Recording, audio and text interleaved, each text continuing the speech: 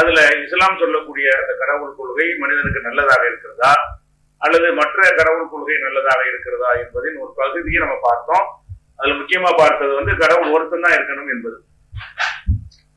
அந்த கடவுள் வந்து ஒன்றுக்கு மேல இருப்பதற்கு என்ன காரணம்?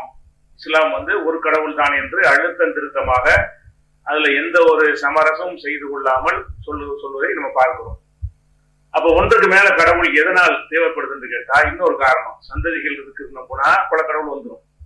அடுத்ததாக கடவுளை வந்து ஒரு பலவீனனாக நம்ம நம்பினால், கடவுளுக்கு அனைத்துமே இயலாது என்று நம்ம அடிமனத்துல இருந்தால், அப்ப நம்ம என்ன செய்வோம்னு கேட்டா கடவுளுக்கு எல்லாம் செய்ய முடியுமா, அதனால இந்த வேலைக்கு இவரை வச்சுக்கிறோம், அந்த பணிக்கு இவரை வைத்துக் கொள்வோம், இந்த பொறுப்பை இவற்றை கொடுப்போம் என்று சொல்லி உலகத்துல எப்படி மனிதர்கள் வந்து ஒருத்தனை அனைத்தையும் செய்ய முடியாமல் இருக்கும் பொழுது பல உதவியாளர்கள் வழியாக செய்கிறானோ, அதே மாதிரி வந்து மனிதனை உதவியாளராக வைக்கிற மாதிரி கடவுளுக்கு வந்து கடவுள் உதவியாளர்கள் தேவை.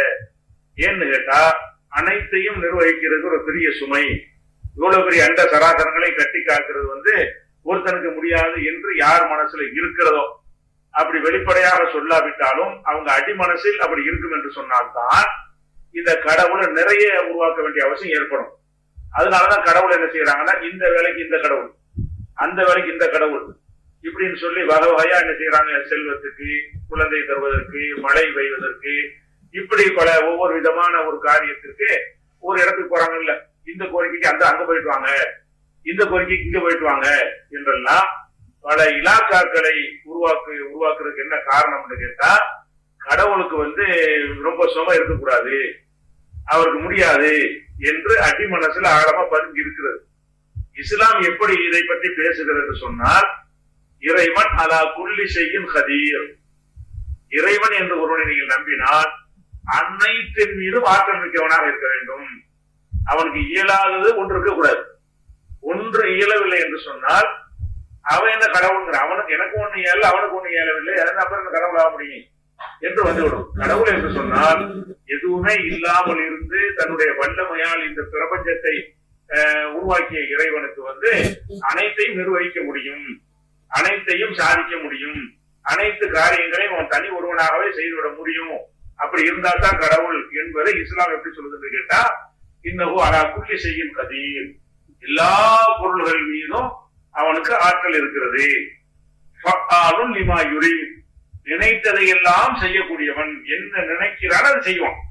அப்ப நினைத்ததை எல்லாம் அவனுக்கே செய்ய முடியும் என்று நம்பினால் அப்ப நிறைய கடவுள்களை உருவாக்க, அவனுக்கு தான் எல்லாம் ஏழுமை, அவனுக்கு அனைத்து முடியுமாக இருக்கும் பொழுது அனைத்துக்கு நான் அவன்கிட்ட கேட்டுக்கிறேன்.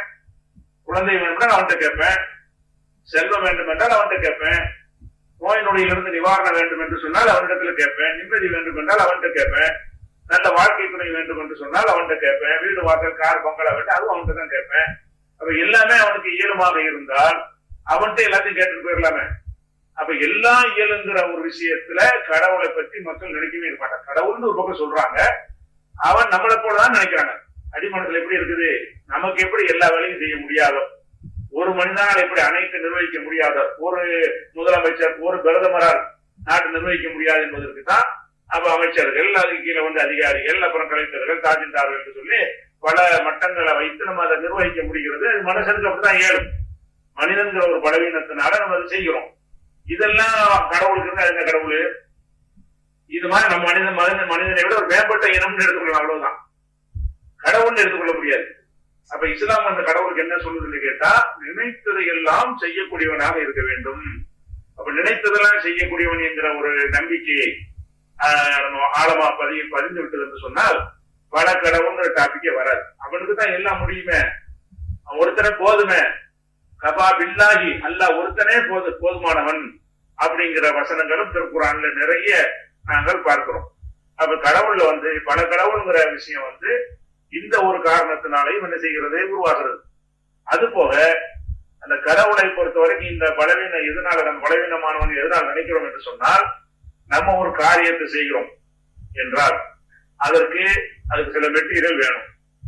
ஒரு ரொட்டி செய்வதாக இருந்தால் கூட ரொட்டிக்கு உரிய கோதுமை வேணும், அந்த கோதுமையை மாவாக்குறதுக்கு திருக வேணும், அது மாவாக ஆக்க வேண்டும், அதை சலிப்பதற்கு சல்லட வேண்டும், அந்த மாவை குறைப்பதற்கு தண்ணி வேண்டும், அந்த சுவை சேர்ப்பதற்கு கொஞ்சம் உப்பு வேண்டும், அதுக்கப்புறம் என்ன செய்யணும், அதை ரொட்டியா ஆக்குவதற்கு நெருப்பு வேண்டும், அடுப்பு வேண்டும், அதற்குரிய சக்தி வேண்டும். இப்படின்னு சொல்லி ஒரு பொருளை ரெடி பண்ணுவதற்காக வேண்டி இவ்வளவு சாமான் வைத்துதான் நமக்கு செய்ய முடியும். இது மனிதர்களாகிய மனிதர்களுடைய செயல்பாடு இப்படித்தான் இருக்கிறது. எந்த ஒரு மூலப்பொருள் இல்லாம செய்ய முடியாது.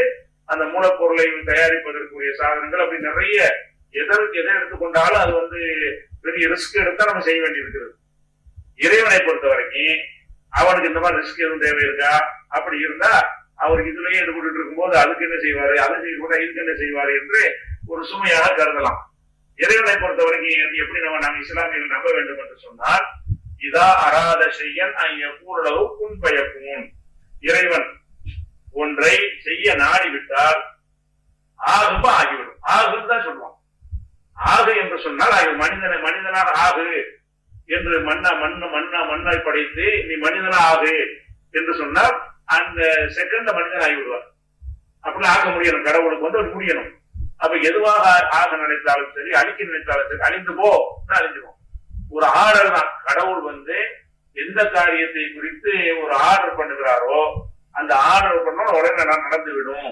அப்படி வல்லமை இருக்கக்கூடியவருக்கு எதுக்கு துணை, எதுக்கு இணை, எதுக்கு பங்காளிகள் எதுவுமே தேவை கிடையாது. அப்ப இறைவன் எல்லா இயலுமானவனாக இருக்கிறான். அது போக ஒன்றை செய்வதற்கு அவன் அதிகம் மெனக்கெட தேவை கிடையாது. அதிகம் ரிஸ்க் எடுக்க தேவையான ரிஸ்கே கிடையாது. அவன் நினைக்கிறதா நடக்கும். அவன் என்ன நினைக்கிறானோ அது நடந்து விடும். அப்படின்னு இருக்கக்கூடிய நேரத்துல இந்த நம்பிக்கை விட்டாலும் பல கடவுள் வராது. அப்ப யாரிடத்துல பல கடவுள் நம்பிக்கை இருக்கிறதோ அவர்கள் கடவுளுக்கு வைத்திருக்கிற அந்தஸ்து என்னவென்று சொன்னால், இவர் நம்மள மாதிரி தான் உள்ளத்துல இருக்கிறது. எப்படி இவர் ஒரு பலவீனமான ஆளு, நம்ம எப்படி ஒரு பல காரியங்களை நமக்கு செய்ய முடியாது, அது மாதிரி அவருக்கு செய்ய முடியாது. நம்ம ஒரு காரியத்தை பலருடைய உதவியை கொண்டு செய்கிறோமோ அப்படித்தான் அவருக்கு செய்ய முடியும் அப்படின்னு சொல்லி நம்ம மனிதர்களை பாக்குறோம்ல. இந்த மாதிரியே கடவுளை பாக்குறதுனாலதான் என்ன வருது, பல கடவுள்ங்கிற கோட்பாடு உலகத்தில் பதிந்து விட்டது. அப்படி பதிந்தால் அது கடவுள் கோட்பாடா இருக்குமா? நீங்க கடவுள் அல்லாதவனை கடவுள் நினைக்கிறீங்களே தவிர கடவுளை கடவுளா நீங்க நினைக்கவில்லை. இறைவன் கடவுள் சூப்பர் பவர் என்று ஒருத்தனை ஏற்றுக்கொள்வதாக இருந்தால் அந்த இடத்தில் வைத்து ஏற்றுக்கொள்ள வேண்டும். பேருக்கு கடவுள் என்பீர்கள், கடவுள் என்று சொல்லிவிட்டு அவருக்கு எல்லாம் செய்ய முடியாது, அவருக்கு துணையாக அவர் இருப்பார், இவர் இருப்பார், இவர் இருந்தா தான் அவருக்கு செய்ய முடியும் என்றெல்லாம் நம்ம நம்பினோம் என்று சொன்னால் அது கடவுள் நம்பிக்கை கிடையாது. இப்படி இஸ்லாம் உலகத்துக்கு சொல்லுகிறது. ஏற்ற கொள்கை சரி. உலகத்துக்கு இஸ்லாம் சொல்ற கொள்கை என்னன்னு கேட்டா, கடவுள்ங்கிறவன் நினைத்ததை செய்யறவன், நினைத்த மாதிரி செய்யக்கூடியவன், சிரமப்பட்டு செய்ய மாட்டான். ஆக என்றால் ஆகிவிடும். ஆக என்றால் ஆகின்ற ஒரு ஊரை அழிக்க நினைச்சா கூட அழிஞ்சிடும். கூட ஒரு மைக்ரோ செகண்ட்ல அவனுடைய உத்தரவு செயல் வடிவத்தில் வந்துடும். இப்படியான ஒருத்தன் இருந்தா தான் கடவுளுடைய அர்த்தம். அப்படி இருந்தா தான் அந்த கடவுளை பற்றி ஒரு மரியாதையும் ஒரு பயமும் நமக்கு ஏற்படும். அப்படி இருந்தா தான் நம்ம அந்த கடவுளுக்கு அஞ்சு நல்லவனாக வாழ முடியும். கடவுளையும் ஏமாத்தலாம், கடவுளுக்கும் சிலது தெரியாது, வேற ஒரு ஆட்களை செய்யறதுனால மெயின் கடவுளுக்கு எல்லாம் தெரியாது என்றெல்லாம் நம்முடைய அடிமனசில் ஒரு நம்பிக்கை இருக்கும் என்று சொன்னால் அது கடவுளை பற்றிய அச்சமாக அது இருக்கவே இருக்காது. இதை நம்ம விலகிக் கொள்ள வேண்டும். இது ஒரு முக்கியமான ஒரு விஷயம். அது போக இந்த கடவுள் நம்பிக்கை சொல்றவங்களும் அப்படி பார்க்கலாம். நீங்க உலகத்துல ஒரு அநியாயம் நடக்குது, ஒரு அக்கிரமக்காரன் தலை விரிச்சு ஆடுகிறான், அவனால் மக்கள் எல்லாம் கஷ்டப்படுகிறார்கள். அப்படி கஷ்டப்படும் பொழுது கடவுள் என்ன செய்ய வேண்டி இருக்கிறது? பல கடவுள் உண்டாவது காரணம் சொல்லுறேன். எப்படி செய்யறாங்க? கடவுளை பார்க்கிறாரு, பூமியில ஒரு அநியாயம் பண்ணிட்டு இருக்கிறாங்க, நம்ம போய் அவன் அழிச்சிருவோம் அப்படின்னு சொல்லி கடவுள் என்ன செய்யறாரு? தீர்மானம் பண்ணி அவர் என்ன செய்யறாருன்னா ஏதாவது வடிவத்துல வர்றாரு. கடவுள் ஒரு மனிதன் வடிவத்திலேயோ, ஒரு மாடு வடிவத்திலேயோ, ஒரு சிங்க வடிவத்திலேயோ, ஒரு யானை வடிவத்திலேயோ, ஏதோ ஒரு வடிவத்துல பூமியில இறங்கி அந்த கெட்டவனோட சண்டை போட்டு அவனை வெட்டி கொன்று வில்லால தாக்கி ஏதோ ஒரு வகையில தாக்கி அவனை கொள்றாரு. அப்போ ஒரு அநியாயம் பண்ணக்கூடிய ஒருத்தர் இருக்கிறான். அந்த அநியாயம் பண்ணக்கூடியவனால் மக்கள் பாதிக்கப்படுறாங்க. பாதிக்கப்பட்டவங்களாம் கடவுளை எங்களை காப்பாற்றி முறையிடுகிறார்கள். அப்படி முறையிடக்கூடிய நேரத்துல கடவுள் என்ன செய்கிறாராம்? அவர் இங்க பூமிக்கு வர்றாரா? எப்படி வர்றாரு? பல வடிவம் எடுத்து வருகிறார். அதுக்கு அவதாரம் என்று அவர்கள் சொல்கிறார்கள். அது கடவுளை என்ன செய்யறாருன்னு கேட்டா, ஒருத்தர் அழிப்பதற்காக இங்க வர்றாரு வந்து சண்டை போட்டு அப்படி சிரமப்பட்டு அவனை அழிச்சுட்டு அந்த மக்களை காப்பாத்தினார் என்று நம்பும் பொழுது அப்ப நிறைய கடவுள் உண்டாயிடுச்சு. ஏன்னு கேட்டா ஒரு 10 வருஷத்துக்கு ஒரு மாதிரி நடக்கும், ஒருத்தர் வருவாரு, 100 வருஷத்துக்கு ஒருக்கா இந்த மாதிரி ஒரு கொடியம் வந்து அநியாயம் பண்ணுவான், அவன் அழிக்கிறதுக்கு கடவுள் திருப்பி ஒருக்கா வருவாரு, வந்தவரையும் கடவுள்னு கூப்பிடுவாங்க, அடுத்து ஒரு அவரையெல்லாம் கடவுள்னு கூப்பிடுவாங்க. கடவுளே ஒவ்வொரு காலகட்டத்துல வந்திருக்கும் பொழுது, பல பேர்கள்ல வந்திருக்கும் பொழுது அப்ப கடவுள் நிறைய போயிடுது. ஆனா இஸ்லாம் சொல்ற நம்பிக்கை பிரகாரம் ஒரு கொடியவனே இருக்கிறான், இறைவன் அழிக்க நினைக்கிறான், அழினா அழிஞ்சிருவான், அவ்வளவுதானே. அழியன்னு ஒரு ஆர்டர் போடுவான், அழிஞ்சிருவான். அப்புறம் அங்கிருந்து வந்து சிரமப்பட்டு கஷ்டப்பட்டு மனித வடிவத்தில் வந்து அது மனிதர்களோட வாழ்ந்து அழிக்க வேண்டிய அவசியம் என்ன இருக்குது? அப்ப கடவுள் வந்து இந்த மாதிரி தீய சக்திகளை அழிப்பதற்கு ஒவ்வொரு காலகட்டத்திலும் பல கடவுள் உண்டானதுடைய காரணங்கள் இதெல்லாம் சொல்லப்படுகிறது. அவ கடவுள் ஏன் உண்டானார்கள் என்று சொன்னா அந்த அவதாரம் இந்த அவதாரம் சொல்லி அவதாரம் எடுப்பார். கடவுளை என்ன செய்வார்னு கேட்டா பல மனிதனா எடுப்பாரு, மனிதன் இல்லாத பொருள்களாகவும் ஒரு அவதாரம் எடுத்து வருவார். வந்து என்ன செய்வார்னு கேட்டா தீய சக்திகளை அழித்து விட்டு நல்லவர்களுக்கு உதவி செய்வார். தீயவரை அழித்து நல்ல உதவி செய்யறதுங்கிற ஒரு விஷயம் கடவுளுடைய தன்மையில உள்ளதுதான். அவர் நினைச்சா அப்படி செய்வார். அதே நேரத்துல அதை செய்வதற்கு அவர் இங்க வந்து ஒரு மனுஷனை மாறணுமா, அவதாரம் ஒண்ணு எடுக்கணுமா? எடுக்க தேவையில்லை. ஏன்? அவருக்கு ஆகுன்னு ஆகிட்டு போய் அழித்து அழிச்சிட போறான். ஒரு உத்தரவு தான், எவ்வளவு நாளைக்கு ஆட்டம் போட அனுமதிக்கிறாரோ ஆட்டம் போடுவான், இதோட முடிஞ்சுக்காத அப்படின்னு சொல்லிட்டாரா அழிஞ்சிருவான். கடவுள் அழிப்பதற்கு வந்து எந்த மாதிரி அழிக்க வேண்டும் நினைத்தாலும் அவர் அதற்காக மெனக்கெட்டு சிரமப்பட்டு வந்து ஒரு மனிதன் மாதிரி உருவம் எடுத்து அவனோட மண்ணுக்கு நின்று மல்யுத்தம் செஞ்சு ஃபைட் பண்ணி அப்படி அழிக்கணுங்கிற அளவுக்கு ஒரு பலவீனமானவரா கடவுளே? அது பலவீனத்தை நம்ம காட்டுறோம். மனிதன் மாதிரி நினைத்து போறோம், இவன் அழிக்கிறதுக்கு இன்னொரு மனுஷன் வந்த மாதிரி தான் தெரிகிறது. கடவுளுங்கிற ஒரு அந்தஸ்தை குறிக்கக்கூடியதாக இல்லை. அப்ப இதெல்லாம் உருவாக்கு எல்லாத்துக்கும் என்ன காரணம்? கடவுளுக்கு எல்லாம் முடியுங்கிற நம்பிக்கை இல்லை. ஆகு என்றால் ஆக்கும் வல்லமை படைத்தவன், ஆகு என்று சொல்வதன் மூலமாக ஆக்கும் வல்லமை படைத்தவன் என்கிற ஒரு நம்பிக்கை இல்லை. அவனே ஒரு வீக்னஸான ஒரு ஆளா தான் இருக்கிறான். அதனால என்ன செய்யறது? இந்த மாதிரி வந்து நம்ம இறங்கி போய் நம்ம கஷ்டப்பட்டு தான் அவன் அழிக்க வேண்டி இருக்குது. அவன் படைச்ச படைப்பு அநியாயம் பண்றான், அழிதான அழிஞ்சிருவான், தொலைஞ்சு போனே தொலைஞ்சிருவான். அப்படியான ஒரு நம்பிக்கை இஸ்லாம் சொல்லக்கூடிய இந்த கடவுள் கோட்பாடு இப்படி சொல்லும் பொழுது ஒவ்வொரு காலகட்டத்திலையும் அவர் வந்தாரு இவர் வந்தாருன்னு சொல்லி அந்த மாதிரி நிறைய கடவுள்களை கற்பனை செய்வதற்கு அந்த வாசல் இஸ்லாத்தில் அடைக்க பல தெய்வம் வராது காரணம். பல தெய்வ நம்பிக்கை வருவதற்கு காரணம். பல தெய்வ நம்பிக்கை வருவதற்கு என்ன? புள்ள குட்டி இருக்குன்னு சொன்னா கடவுள் பல கடவுள் வந்துருவாங்க. அதே மாதிரி கடவுளுக்கு வீக்னஸ் இருக்குன்னு சொன்னா பல கடவுள் வந்துருவாங்க. கடவுள் ஒரு வெட்டிகளை வச்சு கஷ்டப்பட்டு தான் உன்னை செய்வார்னு சொன்னா நிறைய கடவுள் வந்துருவாங்க. கடவுள் ஒரு கெட்டவனை அழிப்பதற்காக வேண்டி அவரே கீழே அவதாரம் எடுத்து வந்தா தான் சாத்தியப்படும் அப்படிங்கிற மாதிரி மனிதனாகவே மாறி வருவாராம். வரக்கூடியவர் என்ன செய்வார்னு கேட்டா மனிதனாகவே இருப்பாரு, மனிதனாகவே சாப்பிடுவாரு, மனிதனாக பேசுவாரு, மனிதனாக தூங்குவாரு, எல்லாமே மனிதனாக இங்கிருந்து கல்யாணம் பண்ணுவாரு, மனிதனாக குலகுட்டிலாம் பெறுவாரு.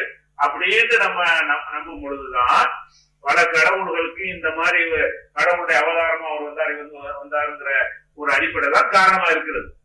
இந்த மாதிரி ஒரு அவனை வாசலை திறந்து வைக்கும் பொழுது என்ன நடக்கும் என்று கேட்டால் ஒரு என்ன செய்வான்? அவனுக்கு ஏதோ சில மாயாஜாலங்கள் மந்திர வித்தைகள் தந்திரங்களை கத்து வைத்துக் கொண்டு நான் தான் கடவுளின் அவதாரம் அப்படின்னு சொல்லுவோம். அப்படி ஒன்னே கான்செப்ட் இல்லைன்னு நம்பினா ஏமாற்ற முடியாது.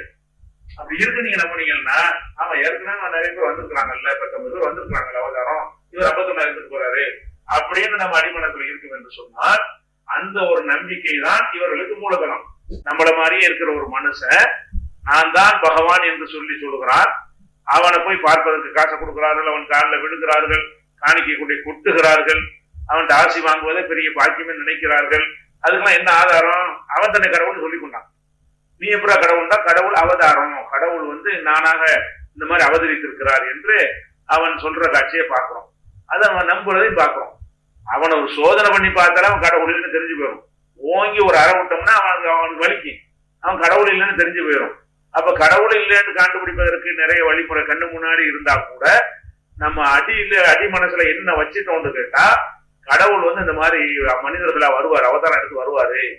சில கெட்ட காலம் தீயவர்களை அழிப்பதற்காக நல்லவர்களுக்கு உதவி செய்வதற்காக கடவுள் பல வடிவங்களை எடுப்பாரு, பல அவதாரங்களை எடுப்பாரு அப்படின்னு சொல்லி நம்புற காரணத்தினால என்ன ஏற்படுதுன்னு கேட்டா பல கடவுள் ஒரு பக்கம் உண்டாகிறது. அதே நேரத்துல வந்து கடவுள் என்று சொல்லி நிறைய ஏமாத்துற வாசல்லாம் திறந்து வைக்கப்பட்டிருக்கு. நம்ம கண்ணு முன்னாடி வாழ்ந்து கொண்டிருக்கிற எத்தனை பேர் வந்து சாப்பிடுகிறார்கள், மலைஜலம் கழிக்கிறார்கள், தூங்குகிறார்கள், பணத்தின் பின்னாடி அலைகிறார்கள், ஆடம்பரமான வாழ்க்கை வாழ்கிறார்கள், தன்னை கடவுள் என்றும் சொல்லுகிறார்கள், கடவுள் அவதாரம் என்று சொல்லுகிறார்கள், மக்கள் நம்பவும் செய்கிறார்கள். ஏன் அப்படி நம்புகிறார்கள்? அவங்க கண்ணு முன்னாடி மலம் கழிக்கிறத பாக்குறாங்களே, சாப்பிடுறத பாக்குறாங்களே, எல்லா விதமான பலவீனம் கொண்டவனாக நம்மள மாதிரிதான் அவன் இருக்கிறான். சில ட்ரெஸ் வித்தியாசமா போட்டிருக்கிறதை கழிச்சுட்டு பாத்தீங்கன்னு சொன்னா நம்மள மாதிரிதான் அவன் இருக்கிறான் அப்படின்னு விளங்குறதுக்கு பதிலாக கடவுளுடைய அவதாரம்னு சொன்ன உடனே நம்மளுக்கு என்ன காரணம்? ஏற்கனவே நீங்க ஒத்துக்கிட்டீங்க அந்த கான்செப்ட, கடவுளும் அவதாரம் வருவாரு. ஒரு முஸ்லீம்ல வந்துகிட்டு ஒரு பாவான்னு ஒருத்தர் வந்துகிட்டு நான் கடவுள் அவதாரம்னு சொன்னா முஸ்லீம்கள் நம்ப மாட்டாங்க. ஏன்? கடவுள் இப்படி வருவாரு, மனுஷன் இப்படி வருவாரு, வர முடியாது, வர தேவையில்லையே, அவரு நினைச்ச காரியத்தை இருந்த இடத்துல இருந்து செய்வாரு அப்படின்னு நம்ம நினைக்கக்கூடிய நேரத்துல அந்த பல கடவுள் நம்பிக்கையும் வராது, கடவுள் பேரை சொல்லி ஏமாத்துவதும் வராது. எந்த ஒரு கொள்கை மக்களை வந்து ஏமாத்துறதுக்கு உதவுகிறதோ, ஆன்மீகம்னா எதுக்கு இந்த ஆன்மீகத்தை நம்ம நாடுகிறோம்? ஆன்மீகத்தை எதுக்கு நாடுறோம்னு கேட்டா நம்மளோட உள்ள கெட்ட செயல்கள் எல்லாம் போய் நல்ல செயல்களை கொண்டவர்களாக நம்ம மாற வேண்டும். நம்முடைய பண்பாடு, பழக்க வழக்கம், கொடுக்கல் வாங்கல் உள்ளிட்ட அனைத்துமே நல்லதாக யாருக்கும் தீங்கு செய்யாத இருக்க வேண்டும். அப்படி நம்ம பண்படுவதற்கு தானே இந்த ஆன்மீகத்தை நாடுகிறோம். அப்படியான ஒரு ஆன்மீகம் வந்து நம்மளை வச்சு ஏமாற்றுவதற்கும் மோசடி செய்வதற்கும் நம்ம பணத்தை சுரண்டுவதற்கும் அது வழிவகுக்கும் என்று சொன்னால் அந்த கடவுள் என்னத்துக்கு? அதை இல்லைன்றாங்க கடவுள். அது எங்களுடைய தள்ளிவன் இந்த மாதிரி நம்பிக்கை இருக்கும் பொழுது கடவுளே இல்ல, நீ சொல்லக்கூடிய கடவுள் இல்லைன்னு தான் சொல்லுவாங்க. இந்த மாதிரி நீங்க கடவுளுக்கு ஒரு டெபினேஷன் வைத்திருந்தீர்கள் சொன்னா அப்ப கடவுளே இல்லை என்றுதான் சொல்வார்கள். அப்ப இந்த மனிதனாக கடவுள் வருவான்னு நினைக்கிறது இருக்க அந்த வாசல் அடைக்கணுமா, அதை திறந்து இருக்கணுமா? இன்னும் சொல்ல போனா கடவுள் எதுக்கு மனுஷனா வரணும்? திருத்துவதற்காக வேண்டி, கண்டித்து திருத்துவதற்காக வேண்டி நம்ம ஒரு ஆடு மாடு ஆட்டு பண்ண வச்சிருக்கிறோம், அல்லது ஆடு மேய்க்கக்கூடிய ஒரு இடையராக நம்ம இருக்கிறோம். ஆடுகள் வந்து ஒழுங்கற்று செல்லும் பொழுது அந்த இடையன் வந்து அதை கண்ட்ரோல் பண்ணுவான். அதை கண்ட்ரோல் பண்ணுவதற்கு அவன் ஆடாக மாறித்தான் கண்ட்ரோல் பண்ணுவான். மனுஷன் தான் கண்ட்ரோல் பண்ணுவானா? மனுஷனா இருந்து கொண்டு ஆட்டை கண்ட்ரோல் பண்ண முடியல. நம்ம எப்படி நினைக்கிறோம்? ஆட்டை கண்ட்ரோல் பண்ண வேண்டி இருக்கிறது. ஆட்டை கண்ட்ரோல் பண்ணுவதற்காக அந்த இடையனும் ஆடாக மாற வேண்டும், ஆடாக மாறிதான் அந்த ஆட்டை கண்ட்ரோல் பண்ண வேண்டும் சொன்னா அது அறிவுடைய வாதமா? அவன் மனிதனாக இருந்து கொண்டு மேல்நிலையில உள்ள படைப்பா இருந்தா தான் கீழ்நிலையில உள்ளதை வந்து அதை வந்து கண்ட்ரோல் பண்ண இயலும். ஆடு வந்து ஆட்டை கண்ட்ரோல் பண்ண முடியாது. அதை விட மேல் படைப்பா இருக்கக்கூடிய மனுஷன் தான் ஆட்டை வந்து கண்ட்ரோல் பண்ணுவான். அந்த மாதிரி இருக்கும் பொழுது அப்ப இந்த உலகத்துல ஒரு தீமை தலைவிரித்து ஆடுகிறது என்று சொன்னால் அதை சரி செய்வதற்காக கடவுள் என் மனுஷனா கீழே தன்னை எப்படி தாழ்த்தி கொண்டு கீழ் நோக்கி வரணும்? கடவுளுங்கிறது பெரிய உயர்வான ஒரு அந்தஸ்து உள்ள ஒரு போஸ்ட், அது ஒரு நிலை. அது அப்படி ஒரு பவர்ஃபுல்லா இருக்கக்கூடிய ஒரு இறைவன் வந்து அவன் கீழே இறங்கி அதை பற்றி மலைஜலம் சுமந்திருக்கிற ஒரு உடலாக அவன் வர வேண்டும், வந்து மனுஷன் எல்லா காரியத்தையும் அவன் செய்ய வேண்டும். அவன் எதுக்கு ஒரு பெண்ணை நாடி போய் அவளோட கல்யாணம் பண்ண வேண்டும்? அவன் எதுக்கு புள்ள குட்டி பெற வேண்டும்? அவன் எதுக்கு சாப்பிடணும், சாப்பிட்டு மலம் கழிக்க வேண்டும்? இப்படி இழிவான ஒன்றை வந்து கடவுள் தேர்ந்தெடுப்பாரா? கடவுளுங்கிறவரு அவதாரம் எடுப்பாருன்னா இதெல்லாம் அடங்கிருந்த மனிதனாக வந்து மனிதனாக வாழ்ந்து மனிதனாக கல்யாணம் பண்ணி மனிதனாக புள்ள பெற்று மனிதனாக நோயப்பட்டு மனிதனாக செத்தாருன்னு தானே சொல்றோம். அப்படியா இருக்கும் என்று சொன்னால் அது கடவுளா கடவுள் இல்லாத ஒரு ஆளுடைய தன்மையாது, கடவுள் தன்மையாக தெரியவே இல்லை. அதனால அந்த அவதாரம் எடுக்கிறது, அழிப்பதற்காக வருவது, மனிதனாகவே மாறிக்கொள்வது, இந்த மாதிரியாகவெல்லாம் நம்புகிற ஒரு காட்சியை நம்ம என்ன செய்யறோம், உலகத்துல பார்க்கிறோம். இதெல்லாம் தான் பல கடவுள் உண்டானது காரணம். பல கடவுள் உண்டான காரணம் என்னன்னு கேட்டா கடவுள் வந்து அவதாரம் எடுப்பாரு. கடவுளுக்கு புள்ள குட்டி இருக்குன்னு நினைச்சாலும் அது நிறைய கடவுள் வந்துடும். கடவுள் வந்து அவதாரம் எடுத்து வருவாரு என்று நீங்க சொன்னாலும் ஒவ்வொரு காலகட்டத்துல ஒருத்தரை வந்து அவதாரம் சொல்லிக்கொண்டு நூற்றுக்கணக்கான அவதாரங்கள் என்ன செஞ்சிடும், உலகத்துல பெருகி போயிடும். அந்த அவதாரங்கள் கடவுள் என்று கருதப்படும். சிந்திச்சு பார்த்தால் கடவுள் வந்து கேவலத்தை தான் சுமந்திருக்கிறார். கடவுள்ங்கிற அந்தஸ்து என்ன, மேல்நிலையில கூட ஒரு அந்தஸ்து. நம்மளை வந்து ஒரு ஆடாக மாத்திரம் ஒத்துக்குறோமா? ஆடுகளை கண்காணிப்பதற்காக வேண்டி கடவுள் என்னை ஆடாக மாற்றி அனுப்பினார் சொன்னா நான் ஒத்துக்குறேனா? நான் விரும்புவானா? கடவுள் செஞ்சா கட்டுப்பட்டு தான் ஆகணும். நான் விரும்புவேனா? அதை எப்படி விரும்புவேன்? நான் எவ்வளவு உயர்ந்த படைப்பா இருக்கேன், நான் எதுக்கு ஆடா மாறணும்? இதை கண்காணிக்கிற மனுஷனா இருந்து சிறப்பா பண்ண முடியுமே அப்படிதான் நினைக்கிறோம். அந்த மாதிரி நீங்க என்ன செய்யணும்னு கேட்டா கடவுளை பத்தி நினைக்கணும். கடவுள் வந்து உலகத்தில் உள்ள தீமைகளை அழிப்பதற்காக வேண்டி, தீவர்கள் அழிப்பதற்காக வேண்டி மனித குலத்துக்கு மனித தோட்டத்தில் வர வேண்டியதில்லை. பன்றியாக, ஆடாக, நாயாக எதுவாகவும் வர வேண்டிய தேவையே இல்லை. அவர் அவராக இருந்து கொண்டு என்ன செய்வாரு, ஆகும் வர ஆகிவிடும், அழியும் வர அழிந்து விடும், தொலைவு வர தொலைஞ்சு விடும். அப்படிங்கிற மாதிரி இப்ப பிச்சைக்காரனா போகணும்னு சொல்லுவாரு, பிச்சைக்காரனா போயிடும். பூகம்பம் வரணும் வர பூகம்பம் வந்துடும். வெள்ளம் வரணும் பாரு வெள்ளம் வந்துடும், புயல் வரணும் பாரு வந்துடும், அவர் என்ன நினைக்கிறாரோ எல்லாம் வந்துடும் அப்படிங்கிற ஒரு நிலை இருக்கும் பொழுது அப்ப எதற்காக வேண்டி பல கடவுள் வருது? பல கடவுளுக்கு நீங்க சொல்லக்கூடிய எந்த ஒரு காரணத்தை நியாயப்படுத்துறதுக்கு எந்த காரணத்தை சொன்னாலும் அந்த காரணங்கள் ஏதாவது லாஜிக் இருக்குதா? அந்த காரணங்கள் வந்து அறிவார்ந்ததா இருக்குதா? அது சிறந்ததா இருக்கிறதா? கடவுளுக்கு அவசியம் தானா? எல்லாம் முடியும்னு சொன்ன பிறகு எதுக்கு இதெல்லாம் அவசியம்? கெட்டவன் அழிக்கிறன்னு ஒரு நோக்கம். ஒரு ஆடல் அழிப்பார் அவரு, ஒரு உத்தரவு அழிச்சு விடுவாரு. இஸ்லாமிய வரலாற்றுல வந்து இஸ்லாமிய நம்பிக்கை பிரகாரம் எத்தனை காலகட்டங்கள்ல எத்தனை தீய சக்திகளை கடவுள் அழித்திருக்கிறாரு. அவர் பூமிக்கு இறங்கி வராமலேயே வர தேவையும் கிடையாது. அப்ப அப்படிங்கிற மாதிரியான ஒரு விஷயத்தை நம்ம விளக்கி கொண்டோம் என்று சொன்னால் அது பல கடவுள் வராது. இந்த பல கடவுள் உருவாவதற்கு இதெல்லாம் ஒரு காரணம். எது ஒரு காரணம்? கடவுளை பலவீனா நினைக்கிற ஒரு காரணம். கடவுளுக்கு மூலப்பொருள் இருந்தா இதை செய்ய முடியுங்கிறதுக்கு மெனக்கிட வேண்டியிருக்கு கடவுள் அப்படிங்கிறது ஒரு காரணம். கடவுள் வந்து அவர் நேரடியா இறங்கி மனிதனுக்கு வந்து நல்வழி காட்டுவதற்கு வருவார்னு சொன்னா அது ஒரு காரணம். அவர் ஒரு அவதாரம் எடுத்து வந்து ஒருத்தனை அழிப்பார்னு சொன்னா அது ஒரு காரணம். இதெல்லாம் பல கடவுள் உண்டாவது காரணம். நிறைய கடவுள் ஒரு கண்ணு முன்னாடி இருக்குத இந்த வகையில ஏதாவது ஒரு வகையா தான் இருப்பாங்க. எந்த கடவுளை சொன்னாலும் சரி அவங்க என்ன செய்வாங்க? கடவுளுக்கு துணையாக உள்ள கடவுளா இருப்பாங்க, அல்லது கடவுளை மனிதனாக மாறி வந்ததாக இருப்பார்கள். இதெல்லாம் இந்த மனிதர்கள் தங்களுக்கு அந்த கடவுள் அம்சம் இருக்குது என்று சொல்லி சமகாலத்து மனிதர்களை ஏமாற்றுவதற்காக அந்த சித்தாந்தத்தை உண்டாக்கி வச்சிருக்கிறாங்க. இப்படி எல்லாம் வந்தார்கள் கடவுள்கள் அப்படின்னு ஒரு நம்ப வைத்து விட்டோம் என்று சொன்னால் என்னைய கடவுள்னு சொன்னா நம்பிடுவார்கள். பெரிய கஷ்டம்லாம் கிடையாது. கடவுள் நம்ப வைக்கிறதுக்கு பெரிய வேலையெல்லாம் கிடையாது. ஒரு டிஃபரெண்டான ஒரு ட்ரெஸ் போட்டுட்டா போதும், நான் கடவுள் தான் நம்பிடுவாங்க. ஒரு வித்தியாசமான ஒரு ட்ரெஸ் போட்டுக்கொண்டு வித்தியாசமான விஷயங்களை பேசணும் என்று சொன்னால் கடவுள் அவதாரம் தானே? ஆமா அவதாரம் தான். அதை மறுத்தீங்கன்னா கடவுள் அவதாரம் இருக்கா இல்லையா? யாரும் வந்திருக்கிறாங்களே, இனி வருவார்கள், அது நான் தான் அப்படின்னு சொல்வதன் மூலமாக பல கடவுள்கள் உருவாகிற ஒரு காட்சியை பார்க்கிறோம். அப்ப இந்த மாதிரியான ஒரு கடவுள் கொள்கையுடைய பலவீனங்களின் காரணமாக அது ஒரு கடவுள் கொள்கை பல கடவுள் கொள்கை உண்டாகிவிடுகிறது. எதெல்லாம் உண்டாகிறது? கடவுளுக்குள்ள குட்டி இருக்குன்னா பல கடவுள் உண்டாகிடும். அல்லது ஒரு மனிதர்களை வந்து நல்ல காரியங்கள் செய்தவர்களை புகழுக்குரியவர்களை அவங்களை அளவு கடந்து புகழ்ந்து கடவுள் தன்மை உள்ளவர்கள் நினைத்தால் பல கடவுள் உண்டாகிவிடும். கடவுள் பலவீனனா இருக்கிறான் என்று சொன்னால் அவனுக்கு இணை துணையாக நிறைய பேர் தேவை என்று சொல்லி பல கடவுள் உண்டாயிரும். இப்படி பல கடவுளுக்கு கூடாது என்று இஸ்லாம் சொல்லிவிட்டு அந்த வாசலை அடைச்சிருச்சு. பல கடவுள்னு சொல்வதற்கு என்னென்ன காரணங்களை நீங்க சொல்கிறீர்களோ அது எல்லாத்தையும் இஸ்லாம் வந்து செஞ்சு அடைத்து விட்டது. அதான் அந்த கூட்டுகொள்ள அகதுங்கிற சின்ன அத்தியாயத்துல அல்லாஹ் ஒருவன் என்று சொல்கிறாங்க. அல்லாஹ் சமது, அவர் எந்த தேவையும் மற்றவன், நம் எழுதவன் யாரையும் பெறவில்லை, உலக யாருக்கும் பிறக்கவில்லை, அவனுக்கு நிகராக எவனும் இல்லை. இந்த மாதிரி ஒரு கடவுள் கோட்பாடு வந்து அறிவார்ந்ததாக இருக்கிறது, மனிதனை ஏமாற்றாத ஒரு தத்துவமாக இருக்கிற ஒன்றை பார்க்கிறோம். அடுத்து என்னன்னு கேட்டா இந்த கடவுளை பற்றி சொல்லுவோம். கடவுளை பற்றி பயங்காற்றுவதற்காக வேண்டி ஒரு சித்தாந்தத்தை கண்டுபிடிச்சிருக்காங்க. என்ன சித்தாந்தம் தெரியுமா? கடவுள் என்று சொன்னால் அவர் தூண்லையும் இருப்பார், துரும்புலையும் இருப்பார், எதுல வேணாலும் இருப்பார் அப்படின்னு ஒரு கருத்தை ஒண்ணாந்து மக்கள்கிட்ட விதைப்பாங்க. அப்படி விதைத்து விட்டு அப்ப என்கிட்ட இருப்பாரு, என்னை நீங்க வந்து கும்பிடுங்கன்னு சொல்லிடலாம். அப்ப கடவுள் வந்து தூண்லையும் இருப்பாரு, துரும்புலையும் இருப்பாரு என்று சொல்லும் பொழுது ஒரு டிஃபரெண்டா இருக்குன்னு சொல்லி ஏத்துக்கிறாங்க. ஆனா சிந்திச்சு பார்த்தா இதுக்கு நிகரான ஒரு மடமே இருக்காது. கடவுள் தூண்ல இருப்பார் துரும்புல இருப்பார் என்பதுல எந்த லாஜிக்காவது இருக்குதா? ஒரு உண்மை இருக்குதா? அதுல வந்து தத்துவ அடிப்படையில் அதை வந்து நிலைநாட்ட முடியுமா? அவ்வளவு ஒரு அறிவீனமான ஒரு கோட்பாட்டை வந்து தூணை இருப்பார் துரும்புலை இருப்பார் என்று சொல்ற ஒரு காட்சியை பார்க்கணும். இந்த தூணை இருப்பார் துரும்புலை இருப்பார் என்கிற அந்த கோட்பாடு சரியா? இஸ்லாம் அதை மறுக்குது. அது எதனால் சரியான கொள்கை இல்லை என்பதை அடுத்த வாரம் பார்க்கலாம்.